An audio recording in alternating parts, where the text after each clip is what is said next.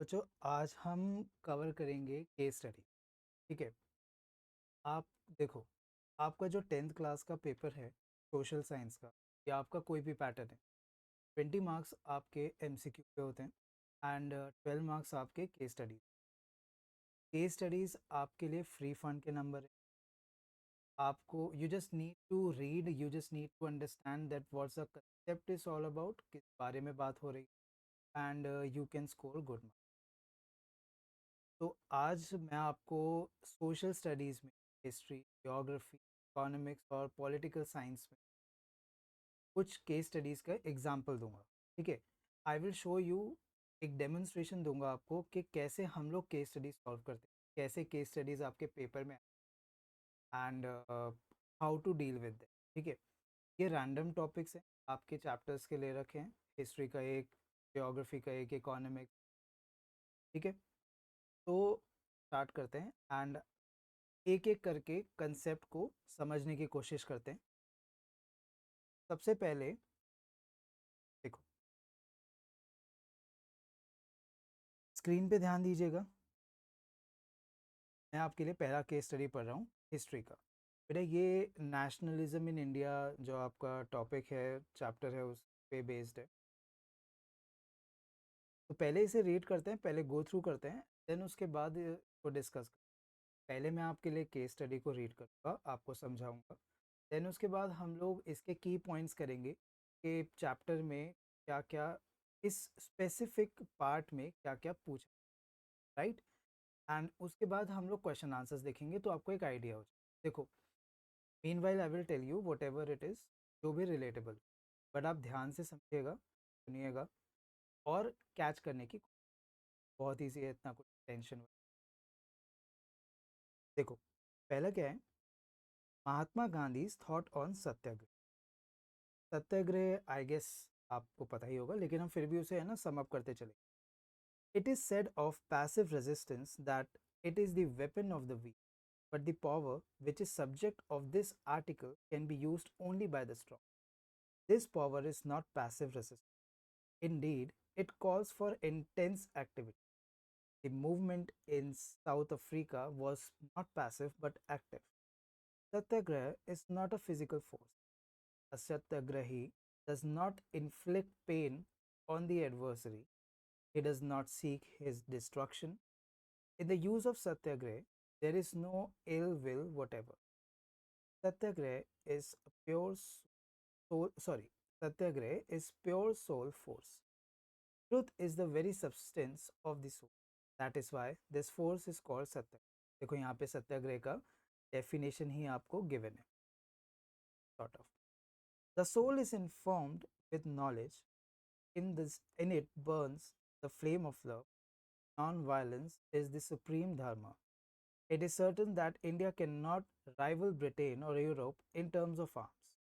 The British worship the war god and they can all of them become, as they are becoming, bearers of arms. The hundreds of millions in India can never carry arms. They have made the religion of non-violence। और ठीक है, यह आपका NCERT में से लिया हुआ है कंटेक्स्ट। सबसे पहले हम इसके की पॉइंट्स पे जाएंगे। अभी ये किस बारे में बात की गई है, देखो महात्मा गांधी सत्याग्रह, आपको ये दोनों टर्म्स पता होंगे। महात्मा गांधी का सत्याग्रह से क्या लेना देना। उनका मेन कंसेप्ट क्या था कि हम नॉन वायलेंस को आगे बढ़ाए। ये टेक्निक उन्होंने पहले भी यूज़ करी थी एंड ये टेक्निक से उन्हें ये चीज़ हुआ कि यार इंडिया में देर इज़ डाइवर्सिटी। यहाँ पे बहुत सारे लोग हैं, अलग अलग कल्चर के हैं, रिलीजन के हैं। Not just you know make a bunch and carry along के आप चलो जी साथ में चल के हमें लड़ना है, आपको समझाना पड़ता है। इंडिया में ये प्रॉब्लम तब थी। हमारे यहाँ प्रॉब्लम क्या कि अंग्रेज़ों का या ब्रिटिशर्स का कॉलोनियल पे आना के बाद का हमारे यहाँ कब्जा कर, कैसे उन्होंने स्ट्रैटेजीज करी, कैसे इम्प्लीमेंट किया, कैसे divide and rule, basically because of which we have to face the. तो इस पैराग्राफ में आपको क्या लिखा, क्या गिवन है, ये हम अभी पढ़ते हैं की पॉइंट्स में। देखिएगा मैंने यहाँ पे लिख रखा है, सो आपको इतना दिक्कत नहीं होगा। आप सुनेंगे भी देखेंगे भी तो it will come clear to you. देखो पहले क्या बताया, उसमें बोला है active not passive. Gandhi emphasized that satyagraha is not passive resistance but rather an active and intense form of, या एक्टिव और पैसिव का मतलब है, एक्टिव है कि आपने इंडिकेट उसका ऑन द फर्स्ट हैंड सामने से लिया, पैसिव मतलब इनडायरेक्ट। तो गांधी ने बोला सत्याग्रह का आपका इंटेंस रेजिस्टेंस। सेकेंड उन्होंने बोला non violent power, Satyagraha is fundamental non violent, those practicing it do not seek to harm or destroy the adversary, there is no ill will involved। देखो पहला यहाँ पे था, दूसरा यहाँ पे, ये क्या की पॉइंट्स है, क्यों मैं ये आपको बता रहा हूँ अभी आई विल टेल। पहला था एक्टिव नॉट पैसिव, दूसरा था नॉन वायलेंट पावर। तीसरा नॉन वायलेंट पावर मतलब कि जो आपका नॉन वायलेंस होता है वो किसी चोट नहीं पड़ती, कोई डिस्ट्रॉय या कोई हानि नहीं, ठीक है। तीसरा उनका था सोल फोर्स, जो हमने पैराग्राफ अभी पढ़ा है। It is rooted in the concept of soul force, it draws strength from the purity of one soul, guided by truth and fuelled by love. आपकी सोल प्योर हो, आपके इंटेंशन प्रेम भाव हो, मोरालिटी से रिलेटेड यहाँ पे हाईलाइट किया गया। Truth centred by such, obvious सत्य, सत्याग्रह, सत्य का मतलब ही सच होता है, तो ट्रुथ फोर्स होना चाहिए।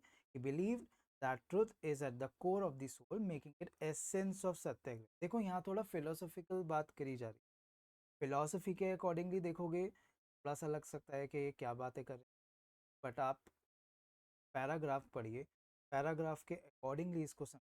मैंने यहाँ पे क्या किया है, पहले इस पूरे पैराग्राफ को रीड, उस पैराग्राफ में से हमने कुछ की पॉइंट्स कर लिए, भाई किस बारे में बात हो रही है, बिकॉज यही की पॉइंट्स आपको पैराग्राफ समझ एंड जो आपका केस स्टडी आएगा उसे सॉल्व करने। नेक्स्ट बेटा, non violence as duty. Gandhi considered non violence, जिसे अहिंसा बोलते हैं, to be the highest moral duty. He argued that India, with its hundred of millions, couldn't match Britain or Europe in terms of arms. Should instead embrace non-violence। वो कह रहे थे कि हम लोग नहीं ऐसे लड़ सकते चारों के perspective से, we don't have so much of arms in as compared to that situation, but हमें ये चीज़ समझनी चाहिए कि गांधी जी के पर्सपेक्टिव से कि अगर आप अहिंसा करेंगे, अगर आप नॉन वायलेंस करेंगे, तो उससे एक ट्रुथ की, एक सच्चाई की भावना किसी अंदर दिल में होगी और वो उत्पन्न होगी, वो आपके बाहर आएगी, जिसको गिल्ट होगा और वो नहीं। ये शॉर्ट था, फिलॉसफी थी, बट ये क्वेश्चन एक्चुअली में आपके बोर्ड्स में या आप सैम्पल पेपर्स में आया हुआ है, ठीक है। देखो अब हम इसके क्वेश्चंस पे जाएंगे। पहला क्वेश्चन है 1 मार्क का, what type of movement Gandhi organise South Africa. कौन सी मूवमेंट उन्होंने ऑर्गेनाइज, एक एक करके इसके आंसर कर। दूसरा क्वेश्चन हैगा, why Satyagraha considered as pure soul force, ये भी 1 नंबर का है। थर्ड आपका, how has Gandhi ji describe passive, 2 number. What did the idea of satyagraha means. देखो यूजुअली आपके पास क्या होगा, 4 नंबर की आपकी केस स्टडी है and you need to choose के, मतलब 5 आपके पास क्वेश्चन होंगे, उनमें से आपको 4 कोई कर। देखो दो चॉइसेस हैं, इधर वो एमसीक्यू में आ सकता है, या फिर आपके पास वो सब्जेक्टिव टाइप में आ सकता है, या फिर दोनों। तो आप हर चीज़ के लिए प्रिपेयर्ड। केस स्टडी आपके पास सिंपल भी आ सकती है और थोड़ी कॉम्प्लिकेटेड भी आ सकती है। उसका क्या आपका ट्रिक है, you need to read, you need to learn. अगर आपको कंसेप्ट अच्छे से पता है तो आप केस स्टडी से उस कंसेप्ट को कनेक्ट कर सकते हैं एंड आपके लिए ये ईजी हो जाएगा। देखो अगर यार 32 नंबर आप कैप्चर कर पाओगे, एक डिफरेंस क्रिएट हो जाता है and that difference will affect your person. तो क्या फ्री कौन छोड़, ठीक है। एक एक करके हम इसको डिस्कस। पहला आपका क्वेश्चन था, what type of movement Gandhi ji organise South Africa. कौन सी movement. Gandhi ji successfully fought against the racist regime with a novel method of mass agitation which is called satyagrah.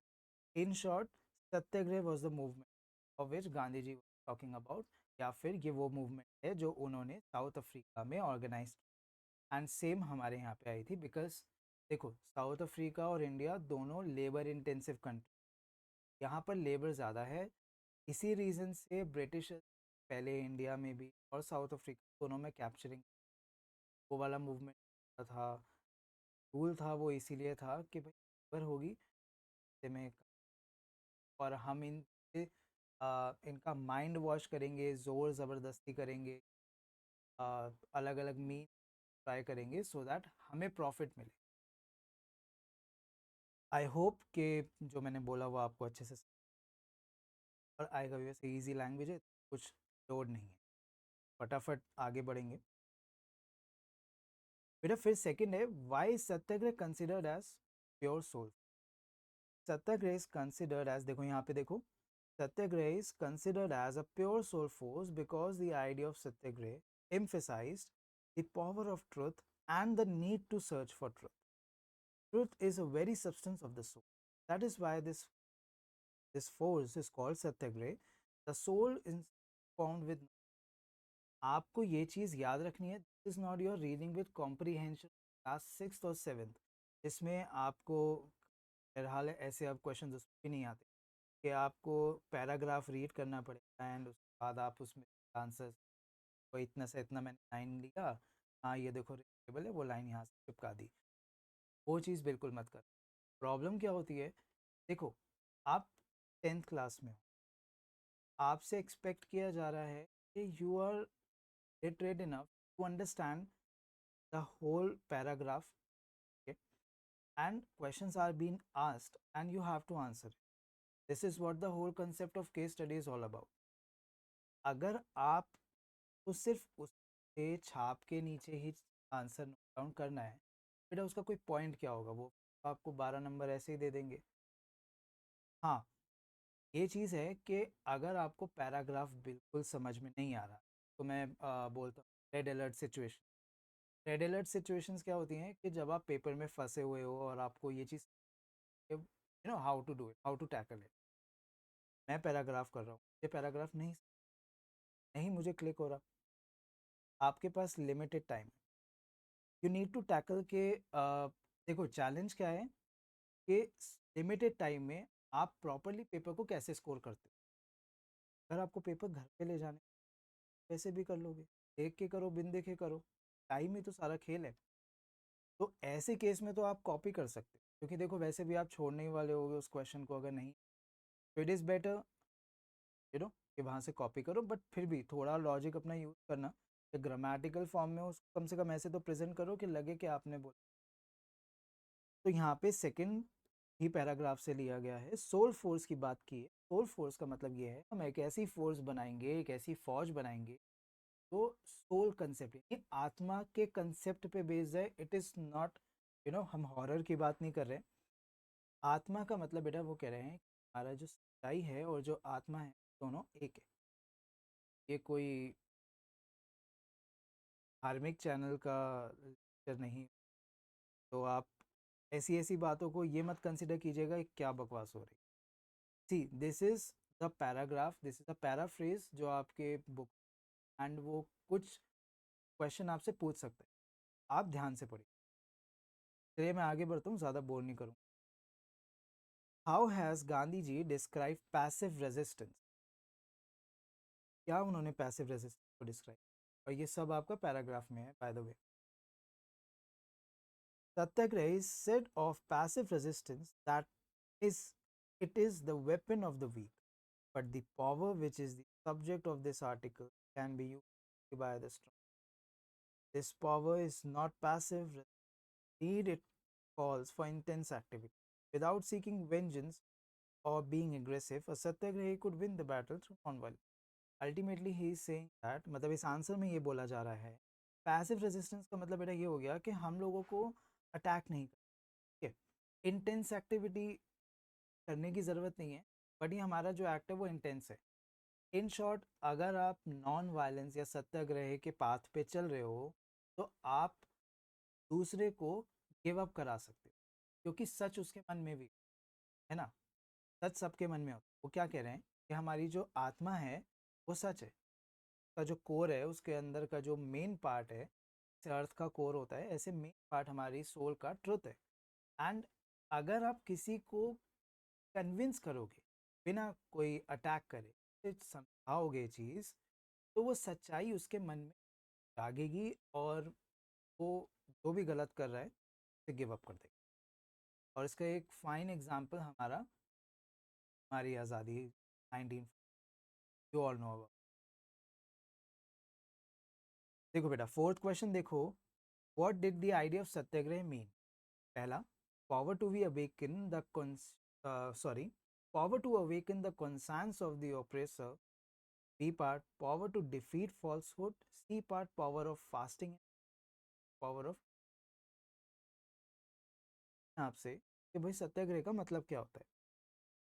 Oppressor, देखो, कॉन्शियस भी आप इसे कह सकते हो कि जो मन में के गिल्ट पैदा करना या फिर उसके अंदर का एक सच्चा भाव बाहर लेकर आना, that is the first thing.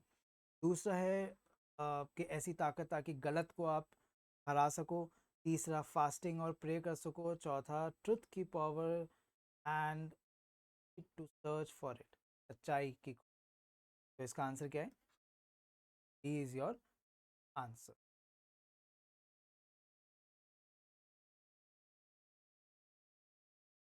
तो ये हमारा हिस्ट्री का एक केस स्टडी था।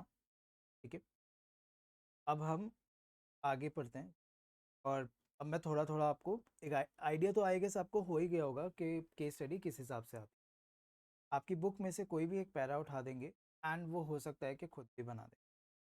यूजुअली आपकी बुक में से ही आएगा, तो प्लीज़ इफ़ पॉसिबल रीड तो आप करो, एटलीस्ट एक बार तो रीड करो। I know it is boring, but वैसे भी मैं आपको इस हिसाब से कराऊंगा कि आपको दिक्कत नहीं होगी। और जो हमारे मेन मेन हाईलाइटेड हैं, हम टाइम वेस्ट किए बिना उसको कवर करेंगे। अब बेटा हम पॉलिटिकल साइंस में मूव कर रहे हैं। पॉलिटिकल साइंस में इस वक्त आपका द श्रीलंकन सिविल वॉर है। यस, आप इस चैप्टर को जान रहे चैप्टर है, अगर आपने पढ़ा तो हो गई। पहला चैप्टर पावर शेयरिंग। मैं पढ़ता हूँ आपके लिए, ध्यान रखना। ठीक है, concentrate. Sri Lanka is an island nation in the Indian Ocean with a population of about 21 million people. The majority of the population are Sinhala speaking Buddhists who constitute about 74% of the population. आया याद थोड़ा बहुत? नहीं आया तो अब ध्यान दें। The Tamils, who are mostly Hindus and speak Tamil, are the largest minority, counting for about 18% of the population. There are also other smaller ethnic and religious groups such as Muslims, Christians, Burghers, not Burghers, and Malayas. ठीक है, या मलायस ही बोल, अलग अलग pronunciation है, pronunciation पे मत पढ़ना। The Sri Lankan civil war was a conflict that lasted from, देखो ये ध्यान से पढ़ना, 1983 to 2009 between the Sri Lankan government and the Liberation Tiger of Tamil Eelam, से LTT बोला जाता है, is a military group that fought for a separate state for the Tamils in the north and east of the island. The war was triggered by decades of discrimination and violence against the Tamils by the Sinhala dominated, which denied them equal opportunities and representation in the government. The LTTE resorted to armed struggles and carried out attacks on military and civilian targets, including suicidal bombings and assassinations. The government responded with harsh military operations and human rights violations such as massacres, disappearances and torture. अभी तक आपको समझ में आ रहा है? मैं एक बार आपको शॉर्ट में बता देता हूँ कि क्या है, ताकि आपको ये ना लगे कि यार ये क्या रीडिंग ही चल। बेटा यहाँ श्रीलंका के बारे में बताया जा रहा है। 21 मिलियन पॉपुलेशन है श्रीलंका की। ठीक है, सिन्हाला स्पीकिंग बुद्धिस्ट हैं। सिन्हाला आपके ऑब्वियसली एक लैंग्वेज है, और 74% पॉपुलेशन सिन्हाला बोलती है। तमिल बोलने जो तमिल्स हैं whom Hindus और Tamil बोल language, ठीक है. They are the largest minority group accounting for 18% of the population. फिर कुछ और भी हैं जो उन्होंने बताया कि और रिलीजन भी हैं. बेटा श्रीलंका में क्या प्रॉब्लम थी लैंग्वेज को लेकर थी कि दो लैंग्वेज बोलने वाले थे. उनका था यार देखो मेजॉरिटी हमारी है तो रूल हमारा चलेगा. ऐसा मेजॉरिटेरियनिज्म बोला जाता है इसको. ये यूजुअली आपको हिस्ट्री में या पॉलिटिकल साइंस में मतलब हमारे पास्ट में आप देखोगे तो आपको कई जगह ये चीज़ दिखेगी. तो यहाँ पर भी यही थी कि भाई जो कहते नहीं कि भाई हमारी मेजॉरिटी है तो हमारी चलेगी. तो ये वही वाला बात था. श्रीलंकन सिविल वॉर मतलब ये अंदर की साइड ही चली. जो वॉर एक कंट्री के अंदर ही हो रही है, बाहर नहीं हो रही, अपने से ही लड़ रहे हैं, that is your civil war. ठीक है. उसका कॉन्फ्लिक्ट बेटा 1983 से 2009 तक चला था. इसके बीच चला था. एक तरफ थी आपकी श्रीलंकन गवर्नमेंट और दूसरी तरफ थे आपके लिबरेशन टाइगर्स ऑफ तमिल. एक मिलिट्री ग्रुप था, मिलिटेंट ग्रुप था. यू नो लोग ट्रेन होते थे एज अ मिलिट्री, वेपन्स होते थे और वो गवर्नमेंट के अगेंस्ट बगावत करते. The war was triggered by decades. अब क्या हुआ वहाँ पे डिस्क्रिमिनेशन वायलेंस जो Tamils against the Tamils by the Sinhala dominators. देखो अभी हमने पढ़ा ना 74% आपके सिन्हाला पीपल थे, सिन्हाला स्पीकिंग पीपल थे तो वो तमिल पे अत्याचार करते थे. अत्याचार कैसे डिस्क्रिमिनेशन होता था, वायलेंस होती थी, लड़ाई होती थी भाई इक्वालिटी को लेके लड़ाई, अपॉर्चुनिटीज़ पे डिस्क्रिमिनेशन. भाई हम सिन्हाला हैं बोलने वाले हमें, ये सब ड्रामेबाजी. और इसके काफ़ी नुकसान, टॉर्चर, वायलेंस, काफ़ी कुछ. आगे देखते हैं. The war resulted in the death of over 1 lakh people. 1 lakh लोगों की डेथ हुई थी. The displacement of millions of others and the devastation of the economy, infrastructure and environment of the country. Ultimately बहुत सारा नुकसान हुआ था. 1 लाख लोगों. कितने लोग डिस्प्लेस हो गए थे, इधर से उधर मूव में करना पड़ा, रेफ्यूजी बन गए, बहुत डेवस्टेशन. 2009 में बेटा वॉर एंड हो गई थी. श्रीलंकन आर्मी ने एलटीटी को हरा दिया था और उसका जो लीडर था इसका नाम था बेटा विलुपाई प्रभाकरन. देखो मैं फिर कह रहा हूँ प्रोनाउंसिएशन पे मत जाना, you can search it on internet also. ठीक है, सबका अपना अपना एक्सेंट होता है. वेलुपिलाई प्रभाकरन, जो भी उनका रिस्पेक्टिव व्हाट वुड आई से, जो भी उनका नेम है प्रोनाउंसिएशन के रिस्पेक्ट में, नॉट जो उन्होंने की. The government declared victory and claimed to have restored peace and stability in the. However, many issues remain, such as the political rights and autonomy of the Tamils, the accountability for war crimes and human rights abuses, the rehabilitation and reconciliation of the war affected people, and the development and reconstruction of war torn. Government ने declare किया, पहले तो leader को मारा और उसके बाद उन्होंने कि भाई हम पीस और स्टेबिलिटी बना के रखेंगे. लेकिन कई सारे इश्यूज थे जो उसके बाद भी रिजॉल्व नहीं हुए. जैसे तामिल्स का political rights and autonomy of the Tamils के, तामिलियन जो थे भाई वो अपना राज हिस्सा चाहते थे, सिन्हाला ऑलरेडी थे. क्राइम जो हो रहा है उस पर माइनॉरिटी पे इल्ज़ाम लगा दो, मेजॉरिटी पे सेफ है वो, ये सब ड्रामे भी चलते थे. जो वॉर, ये जो इतनी वॉर हुई उस पे जो अफेक्टेड लोग थे उनको कोई रिफ्रेशमेंट नहीं या कोई सेफ्टी एक अश्योरेंस प्रोवाइडेड नहीं था कि भाई हम पैसों से सपोर्ट करें एक एजुकेशन और ये सब कुछ कुछ नहीं. अब हम इसके की पॉइंट्स पढ़ेंगे.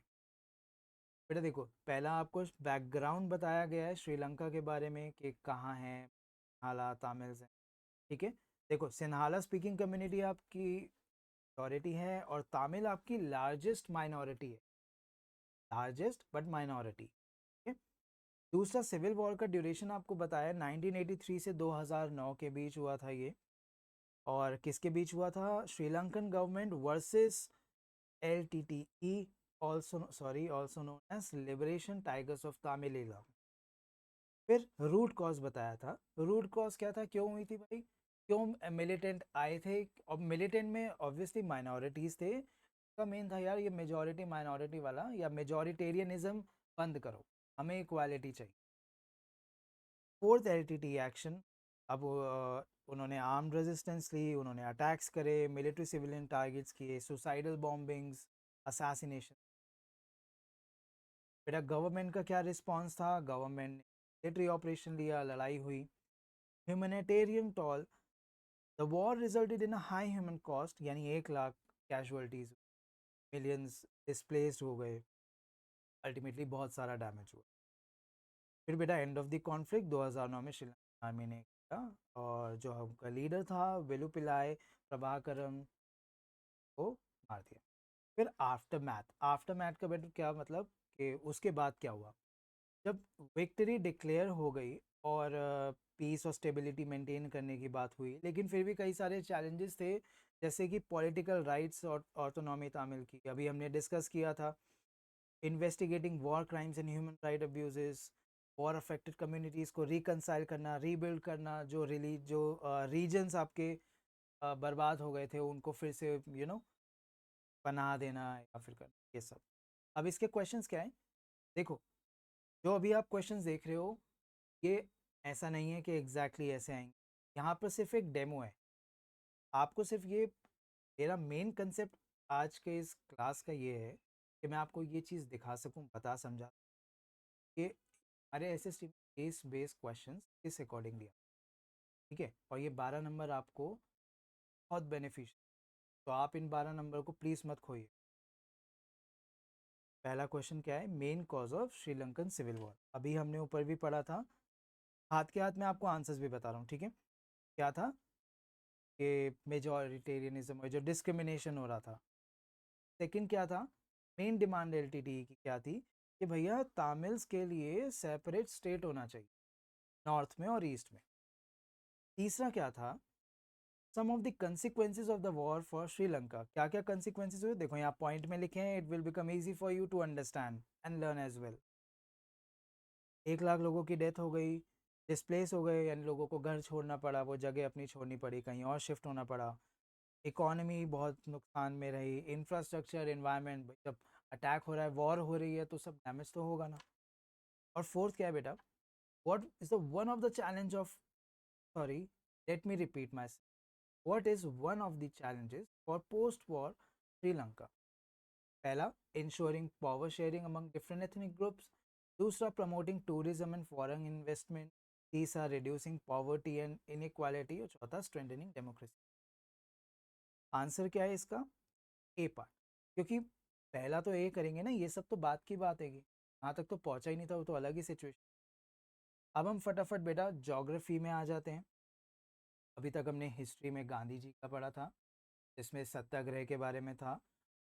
हमने अभी पॉलिटिकल साइंस में श्रीलंकन गवर्नमेंट वर्सेस एलटीटीई पढ़ा, कैसे हुआ, किस बारे में हुआ, क्या उनकी डिमांड्स थी, एलटीटी वॉर हुई, क्या कैजुअलिटीज, के बाद क्या हुआ, ठीक है। अभी तक हमने ये दो पढ़ा। अभी इसके बाद अपन ज्योग्राफी एंड के बाद हम लोग इकोनॉमिक्स करेंगे, दो कवर करेंगे। मैं आपको ये फटाफट, बेटा जो आपके पास अब ये वाला है, ये आपका एग,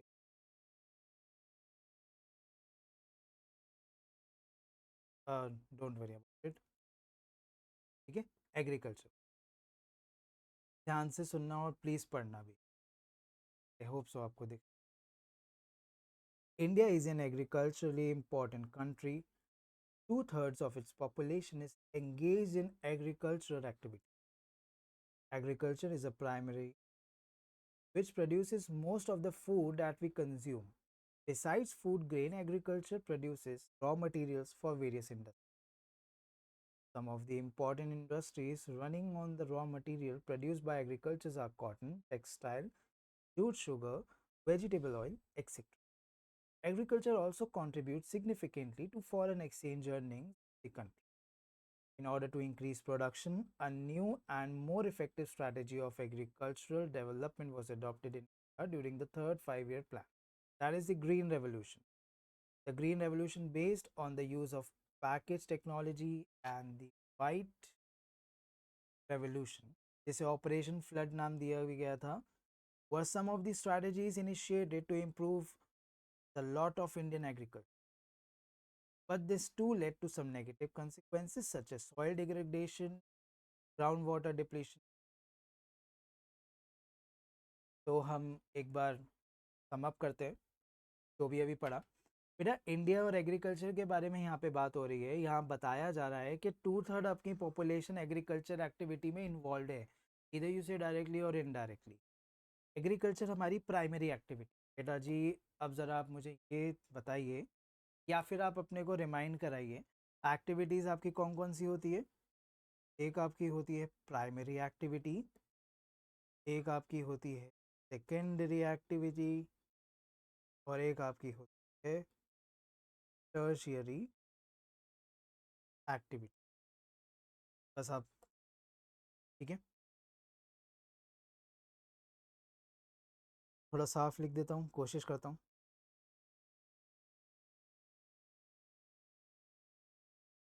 प्राइमरी सेकेंडरी टर्शियरी फटाफट रिवाइज कर लेते हैं एक बार। बेटा प्राइमरी में आपका क्या क्या आता है? प्राइमरी में हमारे रॉ मटेरियल्स आते हैं। सेकेंडरी में क्या आता है? फिनिश्ड प्रोडक्ट्स आते हैं। टर्शियरी में क्या आता है? जो प्राइमरी और सेकेंडरी के बीच लिंक है। अभी आपको ये सब नोट्स में भी लिखा हुआ मिल जाएगा, तो टेंशन मत लो, घबराने की ज़रूरत नहीं है मेरी राइटिंग देख के, इसीलिए मैं रिटर्न रख ताकि आपको दिक्कत ना हो। बेटा आगे करते हैं। तो वो बोल रहा है कि एग्रीकल्चर हमारे कंट्री में प्राइमरी एक्टिविटी है। रॉ मटेरियल जो हमारे बनते हैं cotton, textile, jute, sugar, vegetable oil, ठीक है। फॉरेन एक्सचेंज में हमारा काम होता है कैसे भैया, यहाँ से सप्लाई होता है ये सारी चीज़ें, क्योंकि रॉ मटेरियल है तो आगे उनको चाहिए ना फिनिश प्रोडक्ट बनाने के लिए। बेटा ये कब, ये देखो थर्ड 5 ईयर प्लान में अडॉप्ट किया गया था। 5 ईयर प्लान एक्चुअली एक स्ट्रैटेजीज थी, मैं आपको रिमाइंड करा देता हूँ। इन स्ट्रैटेजीज का क्या काम था कि हमारी कंट्री में जो इकोनॉमी है उसको ग्रो करना है। 1947 जब के बाद जब हम आज़ाद हुए थे तो हमारा कंडीशन इतना फुलफिल नहीं था। आई गेस 35 अराउंड की मोर्टेलिटी रेट थी, यानी एक एवरेज एज किसी के ज़िंदा रहने की 35 के आसपास। इनकम अर्निंग हमारी ऐसा थी नहीं, पैसा हमारे पास था नहीं, रिसोर्सेज हम खराब हो गए थे। अंग्रेज क्या करते थे, कैश क्रॉप्स वो ग्रो करते थे। देखो लॉजिकली समझो, अगर आप एक सॉइल है आपके पास गिवन है और आप उसमें बार बार फोर्सफुली, एक टाइम पीरियड होता है ना, अगर आप उस पर बार बार चीज़ ग्रो करते रहोगे तो यार वो ख़राब होगी। सिंपल सी बात है ना कि बकेट है, बकेट में चीज़ पुट कर रहे हो। आप एक बकेट में कितना वाटर फिल करोगे जब तक वो उसकी कैपेसिटी तक रीच ना कर जाए, उसके बाद क्या होगा, ओवरफ्लो होगा। यहाँ पे भी ऐसे ही कुछ। तो बेटा थर्ड 5 ईयर प्लान 1961 से 66 जिसे ग्रीन रेवोल्यूशन बोला जाता है। ग्रीन रेवोल्यूशन का क्या मेन था कि भाई आप टेक्नोलॉजी को इस लेवल पे लेके जाओ, और हाँ वाइट रेवोल्यूशन, ग्रीन और वाइट दोनों था। का मेन क्या काम था कि हमारी इकोनॉमी में जो एग्रीकल्चर सेक्टर है उसे बूस्ट किया जाए, क्योंकि वो डाउनफॉल में था। बट इसका कुछ देखो हर पॉजिटिव के साथ नेगेटिव आता है। तो सॉइल डिग्रेडेशन, जैसा कि मैंने आपको बताया कि सॉइल पे बार बार आप वो ग्रो करोगे तो उसका डिग्रेड होगा ना, उसका जो कैपेसिटी है नर्चर करने की, जो ग्रो करने की है, वो कम होते रहे। ग्राउंड वाटर डिप्लीशन, पानी ज़्यादा यूज़ करोगे तो नीचे का ग्राउंड वाटर जो आपका होता है वो डिप्लीट होगा, कम होगा। की पॉइंट्स फटाफट कर लेते हैं। बेटा एग्रीकल्चर इन इंडिया के बारे में बताया, प्राइमरी एक्टिविटी के बारे में आपको बताया, ठीक है। रॉ मटेरियल्स इंडस्ट्रीज के जो हैं आपको यहाँ पे एग्जांपल भी लिखे, कॉटन, जो वही सारे ऊपर जो थे। फॉरेन एक्सचेंज अर्निंग्स, ये हमारे इंडियन फॉरेन एक्सचेंज अर्निंग्स में काम होते थे क्योंकि हम यहाँ से एक्सपोर्ट करते। ग्रीन रेवोल्यूशन के बारे में बात की गई, थर्ड 5 ईयर प्लान में इसको इंट्रोड्यूस किया गया था। क्या था, हाई यील्डिंग क्रॉप्स, जिसे HYC बोलते हैं, कि ऐसी क्रॉप्स करनी है जो ज़्यादा अच्छे से ग्रो कर सके, ऐसे सीड्स यूज़ करने हैं जो ज़्यादा अच्छे से ग्रो कर सके, ठीक है। वाइट रेवोल्यूशन की बात की गई है। वाइट रेवोल्यूशन को ऑपरेशन फ्लड भी किया जाता है। वाइट क्यों? मिल्क प्रोडक्शन और डेयरी फार्मिंग बढ़ाने की बात थी यहाँ। फिर बेटा नेगेटिव कॉन्सिक्वेंसेस की बात की है कि क्या लिमिटेशंस थी, क्या चीज़ें हमें फेस करनी पड़ी। What is agriculture? देखो, it is a primary activity that produces food and raw material for various industries. Straightforward question, straightforward answer. Name two industries that depends on agriculture for raw material. कौन सी two industries है आपकी? Cotton और sugar, ऊपर से हमने। फिर आगे green revolution क्या होता है? देखो बेटा, strategy of agriculture development that was adopted in India during the third 5 year plan, which involved the use of it by a high yielding variety of seeds, fertilizers, pesticides, irrigation, and mechanization, sorry, mechanization is crop production. तब ऐसा mechanism बनाना जिससे crop production. Fourth क्या है बेटा? Some of the negative consequences of green revolution क्या थे? Soil degradation था, याद है? Ground water depletion, loss of biodiversity. ज़रूरी नहीं है कि आपके पास जो अवेलेबल जो गिवन पैराग्राफ है आपको एग्जैक्टली लिखना है, रिलेटेबल है तो you can write it down, ठीक है? एटलीस्ट ऐसे केसेस में तो आप लिख सकते हो। तो बेटा ये आपका ज्योग्राफी था। अभी तक हम 3 चीज़ों पे वर्क कर चुके हैं।